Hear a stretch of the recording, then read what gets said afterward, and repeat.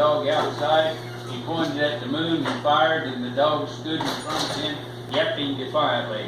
He carried him back inside. Gentlemen, we got ourselves a gun dog. The next morning dawned cold and clear, and Wally drove, and Snow Puff stood with 2 feet on the dashboard, all eyes and nervous energy. No one had to tell him something big was happening.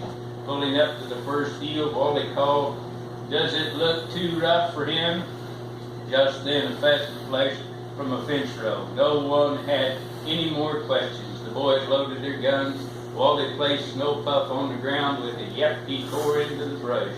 The boys knew a dog that size wouldn't cover ground like a Springer Spaniel, but right off there were advantages. Snow Puff was mighty easy to follow, and he didn't go crashing all over the place, bumping birds out of gun range.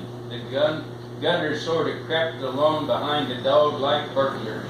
Within 10 minutes, a rooster erupted from a weedy draw. Wally fired, and down he came. He marked the spot with his hat, and then they searched in ever-widening circles. The moment a hunter realizes he might not find a bird is a terrible moment. And in that moment, Wally forgot all about Snow Puff. Then he heard a bark, then another. Following the sound, he pushed aside weeds. There stood Snow Puff, with both front paws on top of a magnificent cock pheasant. Wally didn't kiss the little dog, but he sure wanted to. The action picked up from there. They watched the dog sniff a tangle of prairie sage and then burrow in.